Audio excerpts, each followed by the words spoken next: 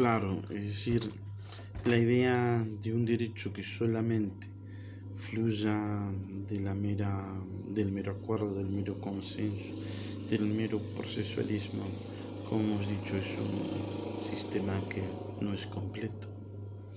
A ver, ya decía Santo Tomás, por ejemplo, que existen sectores, existen núcleos que son irreductibles en el sistema jurídico. Hay otros núcleos que son de caracteres procesuales, que hacen al procedimiento, al principio. Por ejemplo, el sistema democrático. Se pasó de un sistema de república a un sistema democrático porque en la república pura las constituciones no eran democráticas. Piénsese que en los Estados Unidos, recién hasta el siglo pasado, en 1960, se logró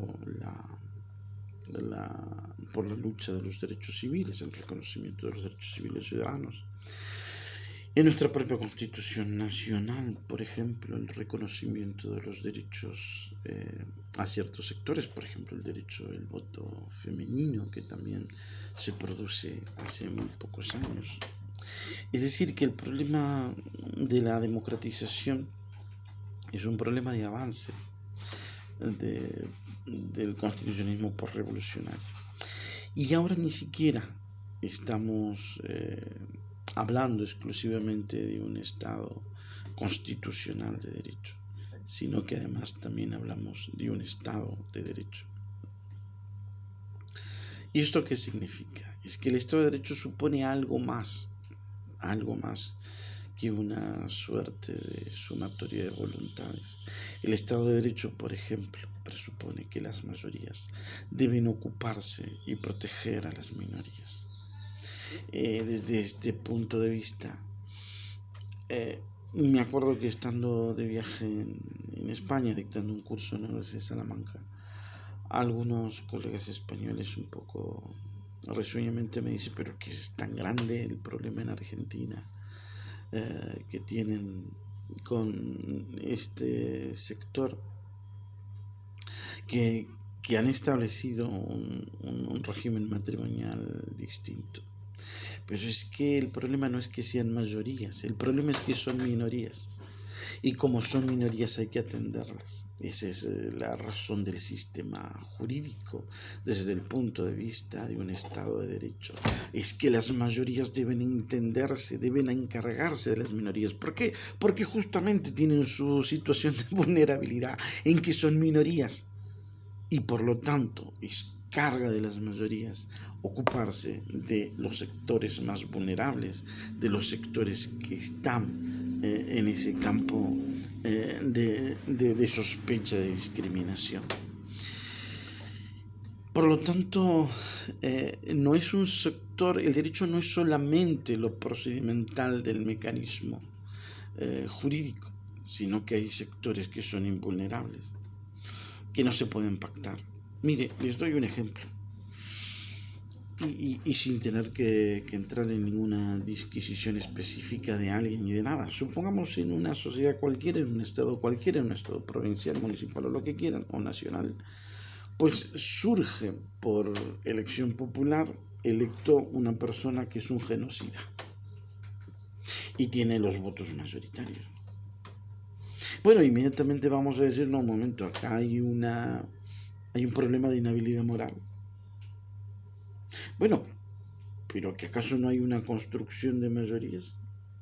Es que el derecho, si bien tiene un sector de construcción procedimental de las mayorías, pero no logra explicar solamente todo en términos de constructivismo.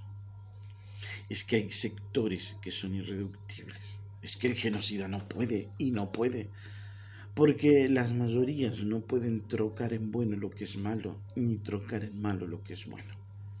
Desde este punto de vista, uno lee bastante espantado que hay algunos líderes mundiales que dicen que una de las soluciones podrían ser que los ancianos se dejen morir y le dejen a los jóvenes la cuestión de poder sufrir o pasar la pandemia.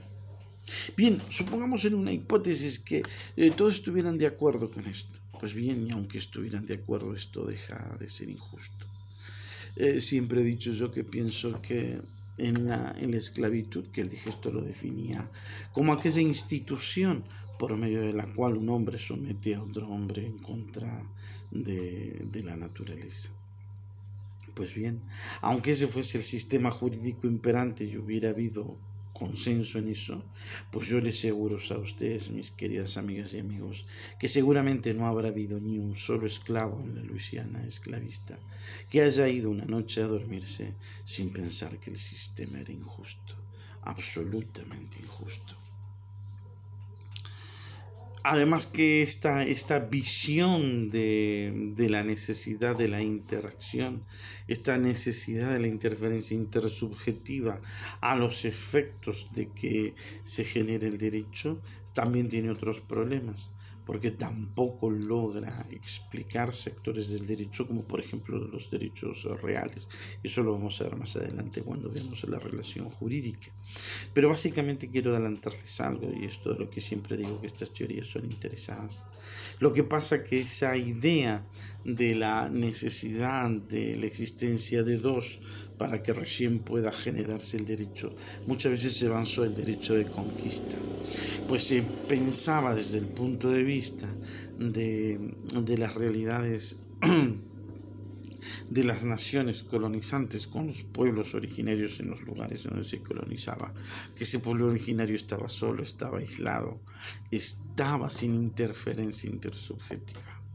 Y por lo tanto, si no hay interferencia, no hay derecho. Y sobre todo no hay derecho de propiedad. Es decir, el problema de la propiedad va a aparecer cuando venga el otro sujeto, que es el conquistador. Y bien, y cuando no hay derecho, pues eso que es, pues es un estado de guerra. Y en el estado de guerra los problemas del derecho como los de la propiedad se resuelven por la fuerza, porque ese es el estado de guerra, es el estado del no derecho. Es decir, esto se resuelve fácil, se resuelve flechas versus pólvora y arcabuces, y sabemos cuál es el resultado.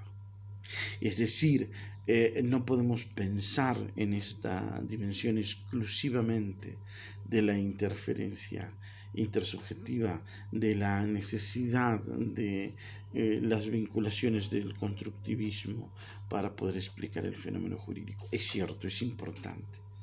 Obviamente que es importante, obviamente que el derecho tiene que mirar a las consecuencias sociales y es obvio que las consecuencias sociales influyen sobre el derecho, pero solamente una dimensión de carácter sociológico no logra tampoco explicar todo el mundo y todo el problema de la dimensionalidad del fenómeno jurídico.